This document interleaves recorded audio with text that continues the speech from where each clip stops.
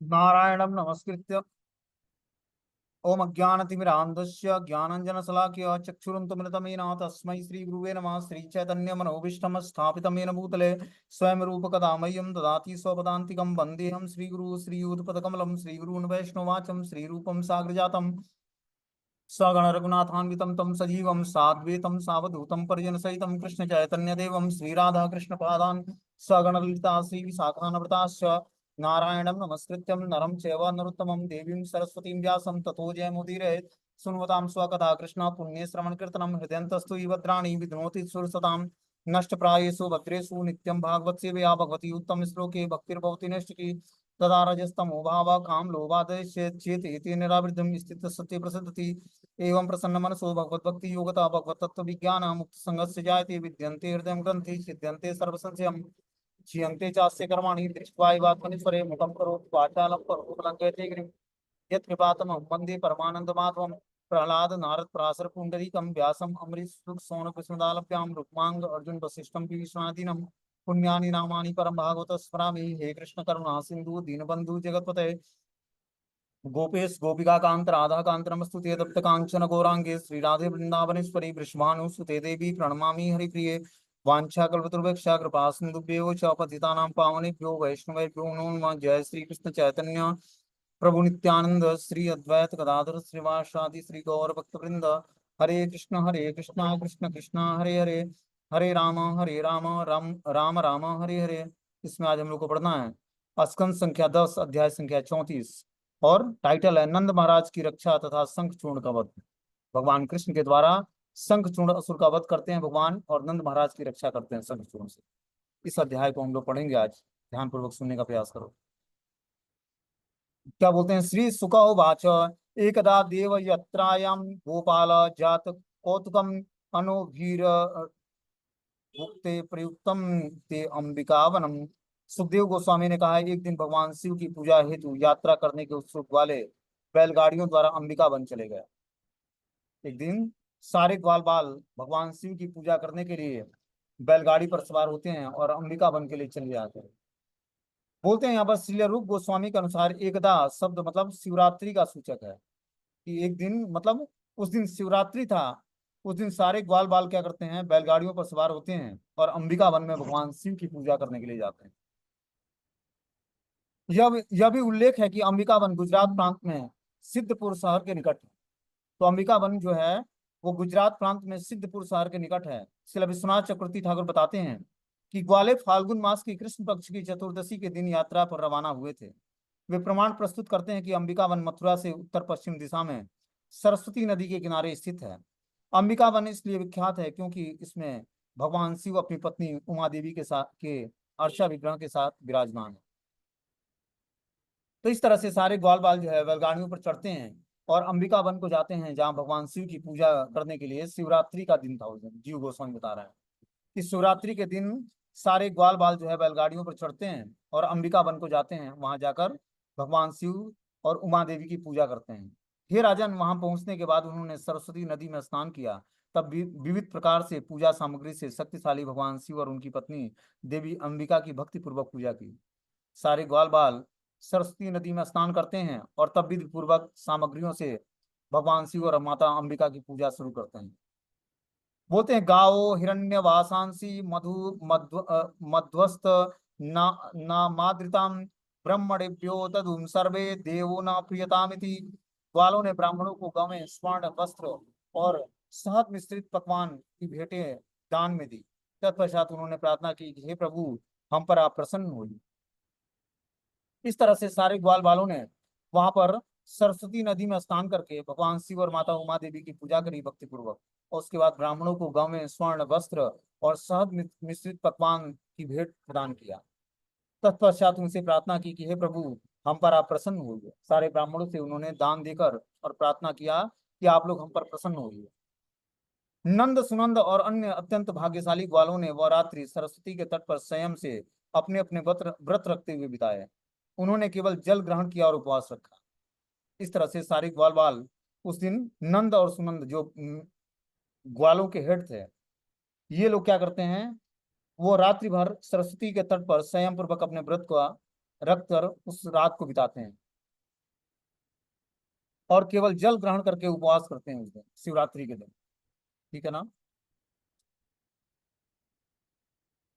बोलते हैं रात में एक विशाल और अत्यंत भूखा सर्प उस जंगल में प्रकट हुआ।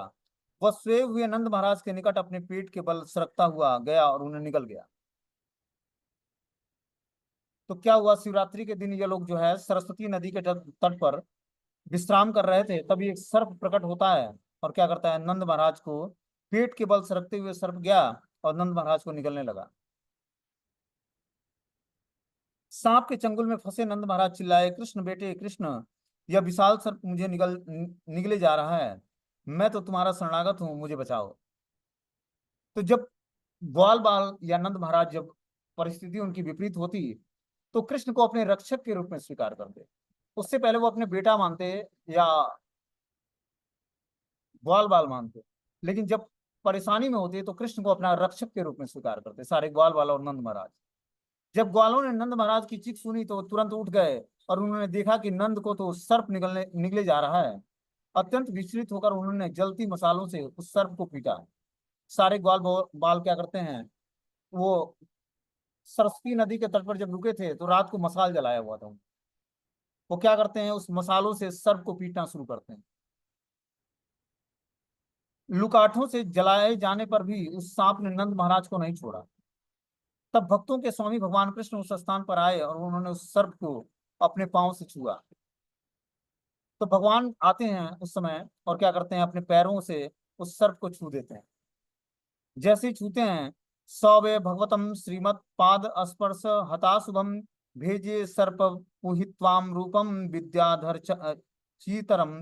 बोलते हैं कि चित्तरम, सौवे भगवतम श्रीमत् पाद स्पर्श हता शुभम, भेजे सर्प पुहित्वाम रूपम विद्याधरा चित्तम।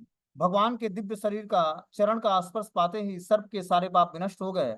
उसने अपने शरीर सर्प शरीर को त्याग दिया तो पूज्य विद्याधर के रूप में प्रकट हो गया।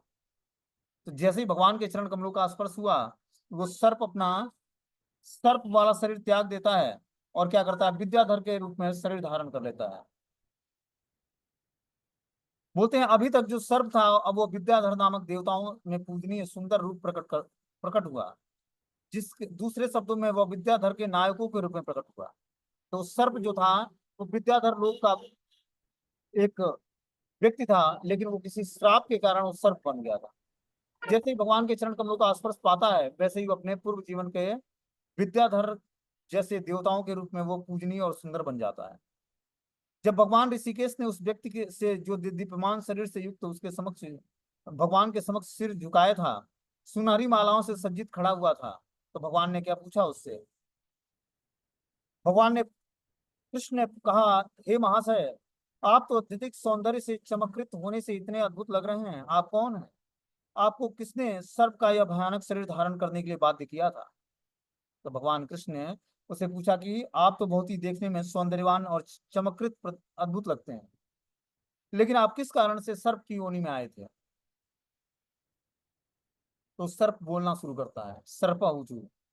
सर्प ने उत्तर दिया, मैं सुदर्शन नामक विख्यात विद्याधर था, जो विद्याधर लोक में रहता था।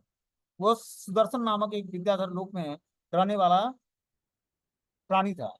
मैं अत्यंत संपत्तिवान और सुंदर था और अपने विमान में चढ़कर सारी दिशाओं में मुक्त विचरण करता था। विद्याधर के लोग जो हैं, उनके पास विमान होता है, उसमें वो चढ़कर और क्या करते हैं, मुक्त भाव से पूरे संसार में विचरण करते हैं, पूरे ब्रह्मांडों में विचरण करते हैं। एक बार मैंने अंगिरा मुनि की परंपरा के कुछ ऋषियों को देखा। अपने सौंदर्य के गर्भ में मैंने उनका मजाक उड़ा दिया। मेरे पाप के कारण उन्होंने मुझे निम्न योनि धारण करने के लिए बाध्य कर दिया।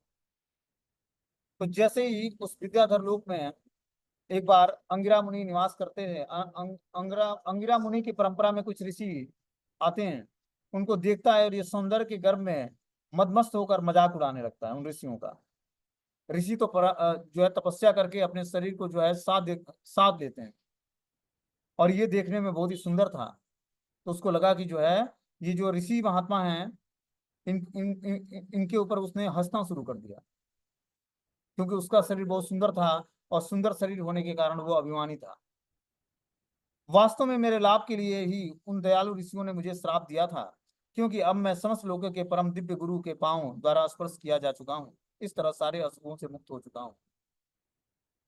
तो इस तरह से भगवान के पांव के टच मात्र से उस सर्प का उद्धार हो जाता है और विद्याधर के रूप में वो सुंदर शरीर को प्राप्त करता है। बोलता है कि "हे अशुभ से मैं मुक्त हो गया था। हे प्रभु, आप उस समस्त लोगों के सारे भय को नाश करने वाले हैं, जो इस भौतिक संसार से डर कर आपकी शरण ग्रहण करते हैं। अब मैं आपके चरण स्पर्श से ऋषियों के शाप से मुक्त हो गया हूँ। हे दुखभंजन, अब मुझे अपने लोक वापस जाने की अनुमति प्रदान करें। भगवान के चरण कमलों के स्पर्श मात्र से वो सारे ऋषियों के श्राप से मुक्त हो गया और फिर वो विद्याधर के रूप में अपना शरीर धारण करता है, सौंदर्य भरा शरीर। और इस तरह से वो अब भगवान से ये प्रार्थना करता कि हे प्रभु, हे कृष्ण, आप अपने धाम वापस जाने की अनुमति देने की प्रार्थना करता हूँ। निश्चित रूप से शुद्ध मन से शांति पूर्वक अपने कर्तव्य का मैं पुनः निर्वाह कर पाऊं और मैं इसलिए अपने धाम वापस जाना चाहता हूँ। हे योगेश्वर, हे महापुरुष, हे भक्तों के स्वामी, मैं आपकी शरण ग्रहण करता हूँ। हे परमेश्वर, हे ब्रह्मांड के ईश्वरों के ईश्वर, आप जैसा चाहें वैसा मुझे आज्ञा प्रदान करें। इस तरह से वो क्या करता है, विद्याधर लोक का वासी भगवान के चरण कमलों का स्पर्श पाकर अपना सर्व शरीर त्याग देता है और भगवान से प्रार्थना करता है कि अब आप हमें आशीर्वाद प्रदान करें कि मैं अपने लोकों में जाऊं और वहां पर जाकर अपने पुराने नित्य जो हमारी सेवा थी उसी सेवा में मैं इंगेज हो जाऊं। इस तरह से वो भगवान योगेश्वर महापुरुष से प्रार्थना करता है कि हे परमेश्वर, हे ब्रह्मांड के ईश्वरों के ईश्वर, आप जैसा चाहें वैसा मुझे आज्ञा प्रदान करें, लेकिन मेरी इच्छा ये है। हे अच्युत, मैं आपके दर्शन मात्र से ब्राह्मणों के दंड से तुरंत मुक्त हो गया हूँ। जो कोई आपके नाम का कीर्तन करता है वो अपने साथ साथ अपने श्रोताओं को भी बना देता है। तो फिर आपके चरण कमलों का स्पर्श न जाने कितना लाभप्रद होगा। बोलते हैं कि जो आपके मैं दर्शन मात्र से, हे अच्युत, आपके दर्शन मात्र से ब्राह्मणों के दंड से मैं तुरंत मुक्त हो गया हूँ। भगवान के दर्शन होने मात्र से क्या हुआ, उस सर्प के सारे पाप नष्ट हो गए और पाप कर्मों के स्पर्श मात्र से वो सुंदर शरीर धारण कर लिया। बोलते हैं जो जो कोई आपके नाम का कीर्तन करता है वो अपने साथ साथ अपने श्रोताओं को भी पवित्र कर देता है। जो भगवत नाम का कीर्तन करता है वो तो पवित्र होता ही है, जो पवित्र भक्तों के मुख से उस हरि नाम का श्रवण करता है वो भी पवित्र हो जाता है। तो फिर आपके चरण कमलों का स्पर्श न जाने कितना लाभप्रद है। इस प्रकार भगवान कृष्ण की अनुमति पाकर सुदर्शन ने अपनी उनकी परिक्रमा की, उनका उन्हें झुककर नमस्कार किया और तब वह स्वर्ग के अपने लोक लौट गया। इस तरह नंद महाराज संकट से उबर आए। तो इस तरह से वो सुदर्शन नाम का जो विद्याधर लोक का वासी था वो क्या करता है, भगवान की परिक्रमा करता है, भगवान को झुककर प्रणाम करता है, फिर वो अपने लोक को लौट जाता है और इस तरह से नंद महाराज संकट से उबरते हैं। आगे बोलते हैं कि निशाम्यम कृष्णस्य तदात्म वैभवम प्रजो कसम विस्मित चेत सततम समाप्य तस्मिन् नियम पुनर्व्रजम शृण्वाप्य युक्तस्य कथयंत आदृताम। बोलते हैं कृष्ण की असीम शक्ति देखकर ब्रजवासी चकित रह गए। हे राजन, जब उन्होंने भगवान शिव की पूजा संपन्न की और रास्ते में कृष्ण के शक्तिशाली कार्यों का आदर पूर्वक वर्णन करते हुए वे सभी ब्रज लौट आए। इस तरह से सारे ग्वाल बाल भगवान शिव की पूजा संपन्न करते हैं और रास्ते में कृष्ण की अद्भुत शक्तियों के कार्यों का आदर पूर्वक वर्णन करते हुए सारे ब्रजवासी अब ब्रज लौट आते हैं। बोलते हैं कि कदाचित दत्त गोविंदो राम चाक्रु अद्भुत विक्रमम विज्य हंतु वनेराज्ञा मध्य गौ ब्रज योषिताम। एक बार अद्भुत कौशल दिखाने वाले भगवान गोविंद और भगवान बलराम रात्रि के समय ब्रज की युवतियों के साथ जंगल में क्रीड़ा कर रहे थे। इस श्लोक में एक नवीन लीला का वर्णन आरंभ हुआ है। बोल रहे हैं कि एक बार एक अद्भुत कौशल दिखाने वाले भगवान गोविंद और राम मतलब बलराम जी रात्रि के समय ब्रज की युवतियों के साथ जंगल में क्रीड़ा कर रहे थे। कृष्ण तथा बलराम फूलों की माला और स्वच्छ वस्त्र धारण किए हुए थे और उनके अंग प्रत्यंग उत्तम विधियों से सजाए और लेपित किए गए थे। उनके स्नेह में बधी हुई स्त्रियां ने उनकी महिमा का मनोहर ढंग से गायन किया। तो इस तरह से क्या होता है कि यहाँ बताया जा रहा है कि एक बार कृष्ण और बलराम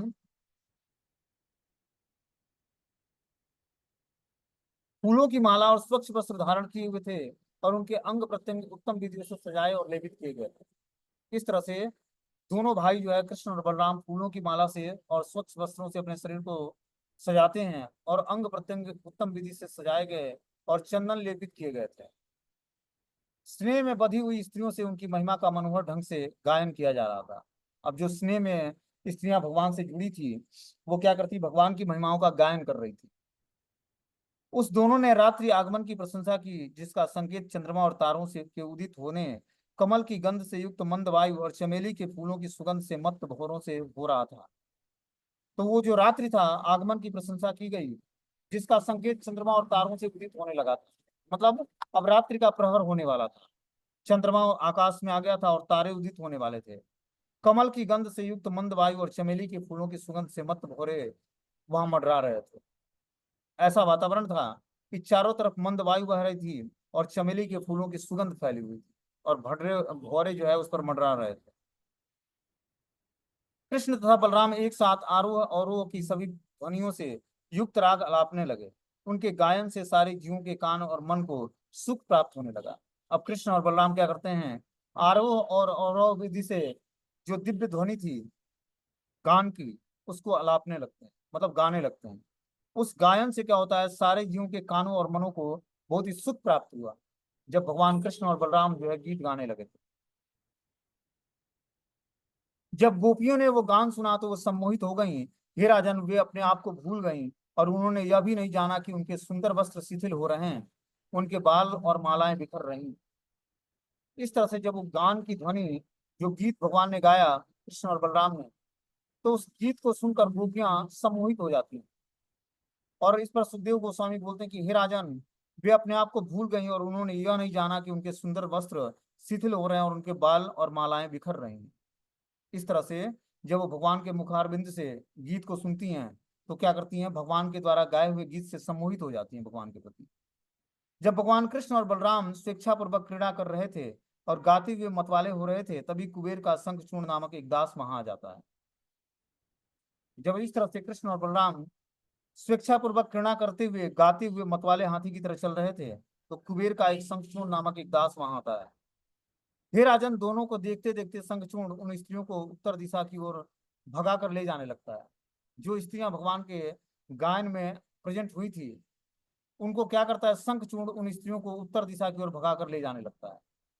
कृष्ण तथा बलराम को अपना स्वामी मान चुकी स्त्रियां उनकी ओर देखते हुए चीखने चिल्लाने लगती हैं। अब जैसे ही शंखचूर्ण उन स्त्रियों को ले जाने लगता है, वैसे ही क्या करती हैं, सारी स्त्रियां कृष्ण और बलराम को चिल्लाते हुए पुकारने लगती हैं। इस पर श्री विश्वनाथ चक्रवर्ती ठाकुर लिखते हैं कि असुर शंखचूर्ण सुंदर तरुणियों की ओर लठ तानने लगा और इस तरह उसने डराकर वह उन्हें उत्तर दिशा की ओर भगाने लगा। उनके उसने उनका स्पर्श नहीं किया, जैसा कि अगले श्लोक में प्रकट होगा। बोलते हैं कि क्रोशांतम कृष्ण रामेति विलोक्यम स्वपरिग्रहम यथा गाम तदस्यूनाम ग्रस्ताम भ्रातर व बंधवाद।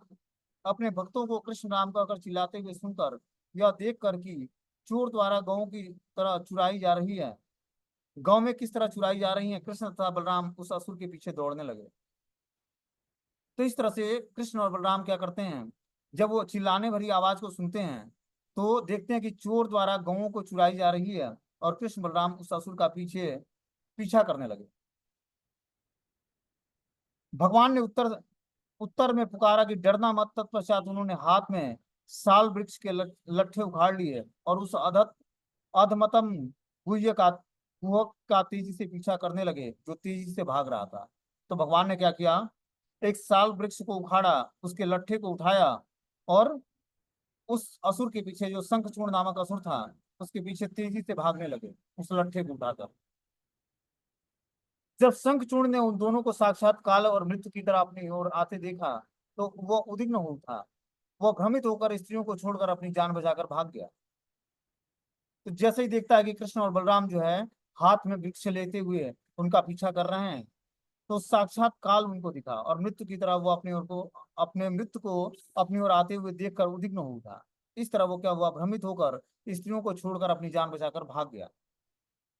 भगवान गोविंद उस असुर के सिर की मणि निकालने के लिए उत्सुक होकर जहां जहां वो दौड़ रहा था उसका पीछा कर रहे थे। इस बीच बलराम स्त्रियों की रक्षा करने के लिए उनके साथ रह गए।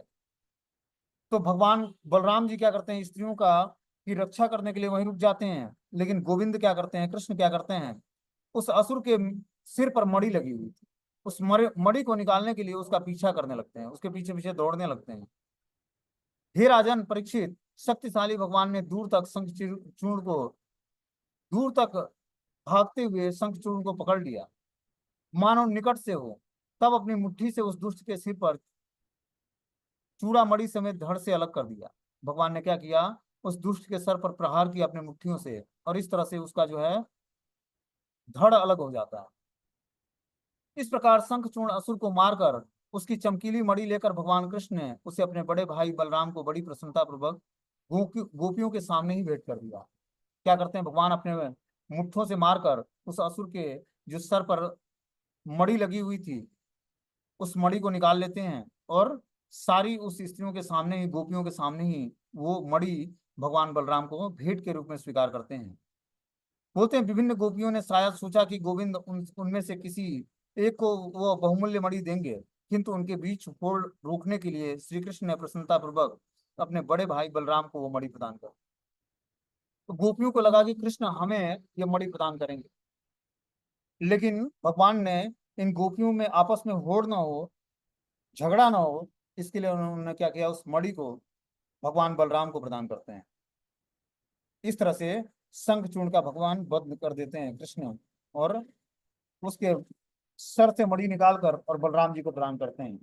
अब आगे जो है श्री सुखदेव गोस्वामी बोलते हैं कि गोप्यम कृष्णे वनम याते तम अद्रुतम चेतस कृष्ण लीला प्रगायन्तो निर्यु दुखेन वासरान। सुखदेव गोस्वामी ने कहा, जब भी कृष्ण वन को जाते थे तो गोपियों के मन उन्हीं के पीछे भाग जाते थे, और इस तरह युवतियां उनकी लीलाओं का गान करते हुए खिन्नतापूर्वक अपने दिन बिताने लगी। यहाँ बता रहे हैं कि सुखदेव गोस्वामी की जब भी वन कृष्ण वन को जाते थे तो गोपियों के मन उन्हीं के पीछे भाग भाग जाते थे। मतलब गोपियों का मन भगवान में ही एकजुट रहता था। जब भगवान वन को जाते गाय चराने के लिए तो गोपियों का मन भी भगवान में ही एकजुट रहता था। मतलब वो पूर्ण रूपेण भगवान से पूर्ण रूपेण आसक्त थी, उनके मन जो है हमेशा कृष्ण भावना भावित रहते थे। इस तरह युवतियां उनकी लीलाओं का गान करते हुए क्षमतापूर्वक अपने दिन बिताते थे। तो भगवान गाँव में चराने चले जाते तो गोपियां क्या करती, उनकी लीलाओं का गान करती, और उनके दर्शन न पाने के कारण खिन्नतापूर्वक अपने दिन बिताती थी। बोलते हैं यद्यप गोपियां रात्रि के समय रास नृत्य में कृष्ण के प्रत्यक्ष संग का आनंद लेती थीं, किंतु दिन में कृष्ण अपना सामान्य कार्य करने में, जंगल में गौवें चराने में लगे रहते थे। तो भगवान सोते कम थे, क्या करते, दिन में गौवें चराते और रात्रि को रास नृत्य करते। ये भगवान का रोज का व्यापार था। किंतु दिन में कृष्ण अपना सामान्य कार्य करने में, जंगल में गौवें चराने जाया करते थे। उस समय गोपियों के मन उनके साथ चले जाते, किंतु उन बेचारियों को गांव में रहकर अपने गृह कार्य करने पड़ते थे। इस तरह वियोग की पीड़ा सहते हुए वो कृष्ण की दिव्य लीलाओं का गायन करती रहती थी। तो इस तरह से गोपियां अपने घर में गृह कार्य करती और भगवान की लीलाओं का गान करती। तो हमें क्या करना है, गोपियों के पद चिन्हों का अनुसरण करना है। तो हमें भी क्या करना पड़ेगा, समस्त कार्य करते हुए भगवान की लीलाओं का गान करना पड़ेगा। कुछ हमें ऐसे भजन याद करने चाहिए जिसमें कृष्ण की स्वरूप को स्वरूप का गुणगान किया गया है। जब हम इस तरह से कृष्ण के स्वरूप का गुणगान करते हैं हर कार्य करते हुए, तब हम जाकर पूर्ण रूपेण कृष्ण भावना भावित हो पाते हैं। बोलते हैं गोपियों ने कहा कि जब मुकुंद अपने ओठों पर रखी बांसुरी के छेदों से अपने सुकुमार अंगुलियों से बंद करके उसे बजाते हैं, तो वे अपने बाएं गाल को अपनी बाईं हाथ पर रखकर अपनी भुवों को नचाने लगते हैं। उस समय आकाश में अपने पतियों अर्थात सिद्धों समेत विचरण कर रही सिद्ध पत्नियां चकित हो उठती हैं।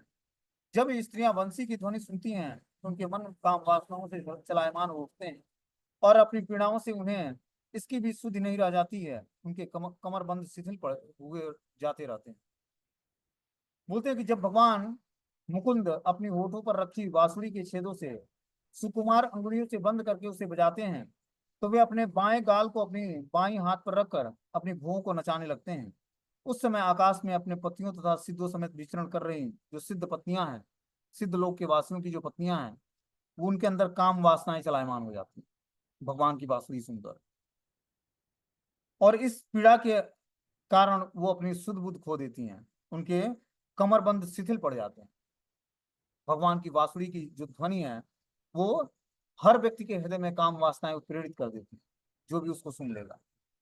इस कारण से मन में काम वासनाएं उद्वेलित होने के कारण वो अपनी सुध बुद्ध खो देती है। बोलते हैं इस पर जीव गोस्वामी कि इस अध्याय में गोपियों के उस कथनों का संकलन हुआ है जिसमें वो वृंदावन में छोटी छोटी टोलियों में इधर उधर खड़ी होकर समय समय पर व्यय करती थी, समय समय पर व्यक्त करती थी। तो ये उस समय की बात है जब गोपियां वृंदावन में छोटी छोटी टोलियों में इधर उधर खड़ी हो जाती हैं और कृष्ण की चर्चाओं का गुणगान करती हैं।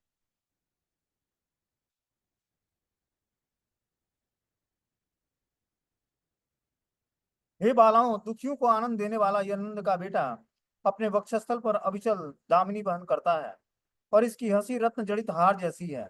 अब जरा कुछ विचित्र बातें सुनो। जब वो अपने बांसुरी बजाता है तो बहुत दूरी पर खड़े ब्रज के बैल, हिरन और गवें के झुंड इस ध्वनि से मोहित हो जाते हैं। वे सब जुगाली करना बंद कर देते हैं और अपने कानों को खड़ा कर लेते हैं।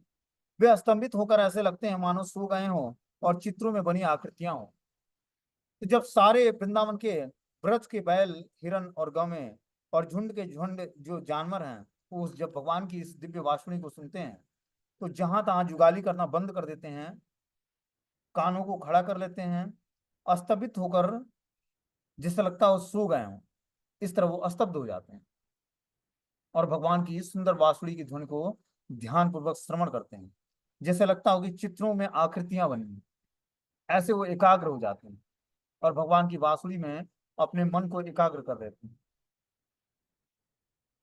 बोलते हैं कि जब वृंदावन में पशु बांसुरी की ध्वनि सुनते तो आनंद के मारे वह स्तंभित हो जाते और अपना चारा चबाना बंद कर देते, इससे वह निकल नहीं सकते। कृष्ण के विरह की में गोपियां भगवान के वंशी वादन के असाधारण प्रभाव पर आश्चर्य करती हैं।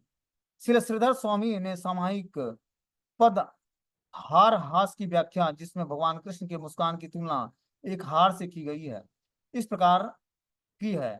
वह व्यक्ति जिसकी हंसी रत्न जड़ित हार के समान स्पष्ट चमकने वाली है, या वह जिसकी हंसी उसके रत्न जड़ित हारों से प्रतिबिंबित होता है, क्योंकि जब कृष्ण वंशी बजाते हैं तो वे अपना सिर नीचे झुकाकर मंद मंद हंसते हैं। इस शब्द से यह अर्थ हो सकता है कि वह जितनी हंसती जिसको जिसकी हंसी अपने तेज को रत्न जड़ित हार की तरह उनके वक्षस्थल पर डाल रही है, अथवा वह जिसका हार उसकी हंसी के समान चमकीला है। तो भगवान का की जो है यहाँ पर हंसी की तुलना बताई गई है कि जब भगवान हंसते हैं तो जिस तरह रत्न जड़ित हार की तरह वो उनकी हंसी वक्षस्थल पर जब डालते हैं तो हार उसकी हंसी के समान चमकीला बन जाता है। मतलब भगवान की जो हंसी है वो जब उनके मुखमंडल पर छाती है तो क्या होता है कि जो गोपियों के गले में हार होता है वो उस हंसी के मारे भगवान की हंसी से वो और चमकीला बन जाता है। भगवान के गले की माला भी और गोपियों के गले की भी माला भी, दोनों मालाएं क्या होती हैं भगवान के हंसी मात्र से बहुत ही और चमकीला हो जाता है। मतलब भगवान की हंसी से भी तेज प्रकट होता है, भगवान के मुखारविंद से और भगवान के फेस से। उस चमक से क्या होता है सारे वक्षस्तर पर जितने भी हार होते हैं उस हंसी से चमकने लगते हैं। हे प्रिय गोपियां, कभी कभी कृष्ण अपने अपने को पत्तियों, मोर पंखों और रंगीन खनिजों से सजाकर पहलवान का वेश बनाते थे। तत्पश्चात वे बलराम तथा ग्वाल बालों के साथ बैठकर गौओं को बुलाने के लिए अपनी बांसुरी बजाते थे। उस समय नदियां बहना बंद कर देती थी, उनका जल उस आनंद से स्तंभित हो जाता था जिसे वे उस वायु की उत्सुकता पूर्वक प्रतीक्षा करने में अनुभव करती थी जो उनके लिए भगवान के चरण कमलों की धूलि लाएगी। किंतु हमारी ही तरह नदियां अधिक पवित्र नहीं है, अतः वे प्रेम बस कांपते हुए बाहों से उनकी प्रतीक्षा करती रहती थी। तो बता रहे हैं कि जब कृष्ण अपनी कभी कभी कृष्ण क्या करते हैं पत्तियों तथा मोर पंखों से, मतलब वृंदावन की जो फूल पत्तियां हैं और मोर पंख हैं और खनिज हैं, रंगीन खनिज, उससे सजाकर अपने को पहलवान का वेश बनाते भगवान। तत्पश्चात वो बलराम तथा ग्वाल बालों के साथ बैठकर गौओं को बुलाने के लिए अपनी बांसुरी बजाते।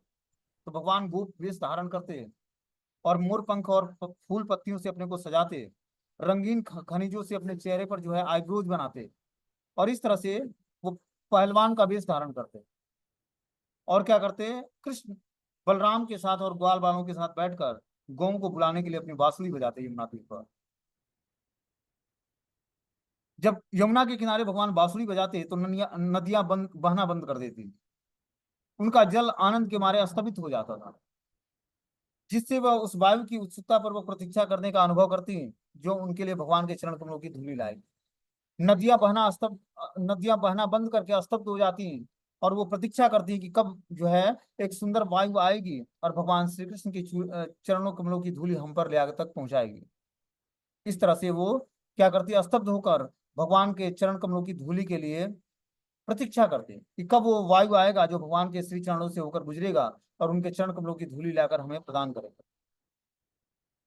किंतु हमारी ही तरह नदियां अधिक पवित्र नहीं है, अतः वे प्रेम बस कांपते हुए बाहों से उनकी प्रतीक्षा करती रहती थी।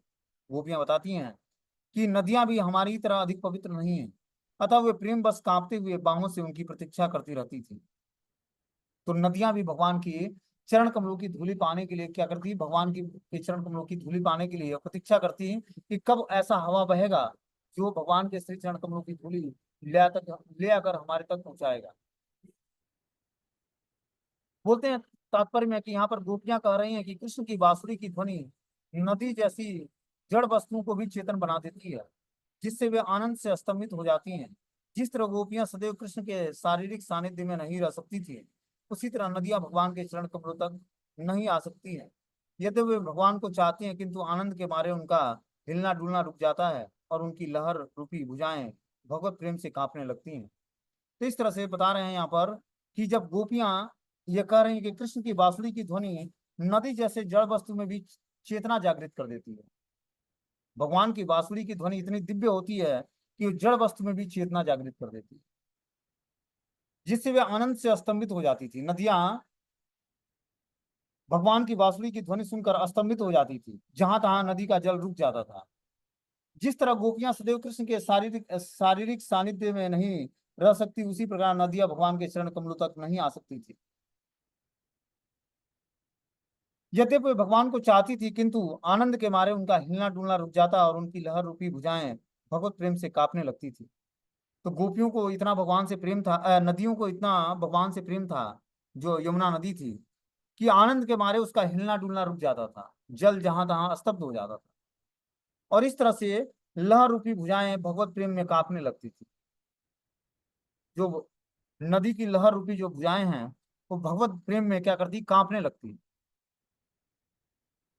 कृष्ण अपने सखाओं के साथ जंगल में घूमते फिरते, ये सखाएं उनके शानदार कार्यों का जोर शोर से यशगान करते। सखाओं का मात्र एक ही कार्य क्या था, भगवान का गुणगान करना। तो हमें भी अगर जो सखा का पुष्ट धारण करना है तो भगवान का गुणगान शुरू करना पड़ेगा, फिर हमें भगवान अपने सखा के रूप में, मित्र के रूप में स्वीकार कर लेंगे। और यदि हमें भगवान से मित्रता करनी है तो भगवान को ग्लोरीफाई करना पड़ेगा। सखाओं का मात्र एक कार्य क्या था, जंगल में घूमना फिरना और शानदार कार्यों का जोर शोर से यशोगान करना। जो कृष्ण के शानदार कार्य थे, मतलब जो वीरता पूर्वक कार्य थे, असुरों को मारना, वो कार्यों का गुणगान ग्वाल बाल सब मिलकर करते सामूहिक रूप से। यही उनका मेन बिजनेस था। इस तरह वे पूर्ण पुरुषोत्तम परमेश्वर की तरह अपने अक्षय ऐश्वर्य का प्रदर्शन करते प्रतीत होते। जब गाय पर्वत की तलहटी में घूमती और कृष्ण अपनी बंसी की तान से उन्हें बुलाते, तो वृक्ष तथा जंगल की लताएं प्रत्युत्तर में फूलों और फलों से इतनी लदी लग जाती, वे अपने हृदयों के भीतर भगवान विष्णु को प्रकट करती प्रतीत होती। इस तरह से सारी जो है बांसुरी की ध्वनि सुनकर पूर्ण पुरुषोत्तम भगवान परमेश्वर की जो अक्षय ऐश्वर्य का प्रदर्शन करते प्रतीत होते थे।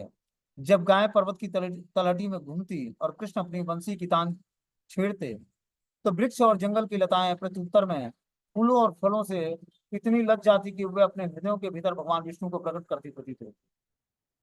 तो जैसे ही सारे पर्वत की तलहटी में घूमने वाली गायें भगवान की बंसी की तान सुनती हैं, तो सारे गायें जो है भगवान की तरफ खींची हुई चली आती है। कृष्ण जंगल की लताएं और फूल वृक्षों और फलों से जितने भी वृक्ष थे इतने लग जाते कि वो अपने हृदयों के भीतर भगवान विष्णु को प्रकट करते प्रतीत होते। जब भार से उनकी शाखाएं नीचे झुक जाती तो उनके तनों में तंतुएं और लताएं भगवत प्रेम से रोम जैसी उठ खड़ी होती थी। तो भगवान की बांसुरी से पेड़ पौधों में भी कॉन्सियसनेस, मतलब वो जागृत अवस्था में आ गए, मतलब वो अपने तमोगुणी और रजोगुणी प्रभाव को छोड़ दिया पेड़ पौधों ने और शुद्ध सत्व में आकर भगवान को आनंद प्रदान करने लगे और खुद भी आनंद को प्राप्त करने लगे भगवान के कारण। और वृक्ष और लताएं दोनों ही मधुर रस की वर्षा करने लगे। इस तरह से वृंदावन के जितने भी वृक्ष और लताएं थी, भगवान की बांसुरी सुनकर वो भी माधुर्य प्रेम का अनुशीलन करने लगे, आस्वादन करने लगे और इस तरह से मधुर रस का वर्षा करने लगे। कृष्ण द्वारा पहनी गई तुलसी की माला के फूलों की मधु जैसी दिव्य गंध से उन्मत्त भौरों के समूह उनके लिए उच्च स्वर से गुंजार करने लगे। इस तरह से भगवान ने जब बांसुरी बजाई तो वृंदावन की सारी लताएं पताएं गायें और यमुना नदी यहाँ तक की और स्वयं भौरे भी भगवान को आनंद प्रदान करने के लिए उच्च स्वर से गुंजार करने उच्च स्वर से गान करने लगते हैं और सारे भगवान की तरफ खींचे हुए चले आते हैं। इस तरह से भगवान ने उस उन्मत्त भौरों के समय में उनके लिए उच्च स्वर से गुंजार करने लगे और पुरुषोत्तम पुरुषों में सर्वाधिक सुंदर वह कृष्ण अपने अधरों पर अपनी बंसी रखकर उसे बजाकर उसकी गीत से धन्यवाद सहित प्रशंसा करने लगते। इस तरह से सारे लोगों की प्रशंसा भगवान कृष्ण अपने अधरों पर बंसी रखकर बजाकर गीत के माध्यम से सारे ब्रजवासियों को धन्यवाद प्रदान करते हैं।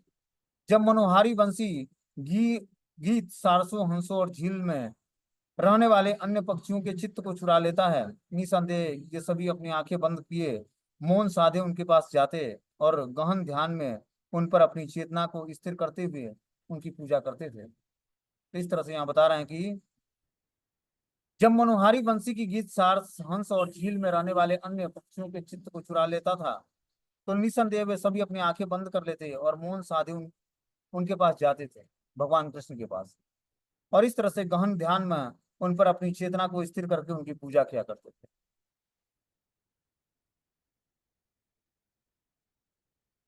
बोलते हैं कि यहाँ पर विश्वनाथ चक्रवर्ती लिखते हैं कि इस श्लोक में कई चमत्कारी टीकाएं की गई हैं। उन्होंने दृष्टांत दिया है जिस तरह गृहस्थ वैष्णव जन निकट आ रही किसी संकीर्तन टोली को सुनते हैं तो वे आह्लादित होकर नमस्कार करते हैं, उसी तरह वृंदावन के वृक्ष और लताएं जब कृष्ण की वंशी सुनते तो वे आह्लादित हो उठते। उन्होंने अपनी शाखाएं और लताओं को नीचे झुका लिया और क्या किया, भगवान को प्रणाम किया। भगवान सर्वश्रेष्ठ हैं। अभी तो उन्होंने वृंदावन के जंगल की खनिज पदार्थ युक्त मिट्टी से मिली गेरु से आकर्षक लाल तिलक लगाकर अपने को अलंकृत किया था। तो भगवान ने जो वृंदावन की जंगल की खनिज पदार्थ हैं, जो मिट्टी में मिलू गेरुआ रंग होता है, उस आकर्षक लाल तिलक को अपने माथे पर धारण करके अपने को अलंकृत करते हैं। आगे बता रहे हैं श्री विश्वनाथ चक्रवर्ती ठाकुर की, यद्यप तुलसी कई प्रकार से परम आदरित है, किंतु सामान्यतः अत्यधिक सुगंधित वृक्ष नहीं मानी जाती है। फिर भी प्रातः काल तुलसी में ऐसे दिव्य गंध निकलते हैं जिससे वह दिव्य पुरुष ही समझ पाते हैं, सामान्य व्यक्ति की समझ से बाहर है। हाँ, वे भौरे जो भगवान द्वारा पहनी पुष्प मालाओं के चारों ओर मंडरा रहे थे अवश्य ही सुगंध की कदर करते हैं। इस तरह विश्वनाथ चक्रवर्ती उदाहरण देते हैं कि वैकुंठ के सर्वाधिक पौधे जब तुलसी देवी की विशेषता की प्रशंसा करते हैं तो क्या बोलते हैं कि तुलसी जो है भगवान को अत्यंत प्रिय है और वो भगवान के चरण कमलों में स्थान प्राप्त करती है। आगे बोलते हैं कि कृष्ण ने अपने ओठों पर बंसी को मजबूती से रखा और इस बंसी से निकली तान निश्चय ही सर्वाधिक मोहक थी, जिससे सारी ब्रज के सारे वासी भगवान की तरफ आकर्षित होकर भगवान से मिलने चले आते हैं। अब आगे जो गोपियां हैं भगवान से बातचीत करती हैं उसके बारे में हम लोग कथाएं कल श्रवण करेंगे। हरे कृष्णा। मीटिंग क्लोज हो जाएगा, 1 मिनट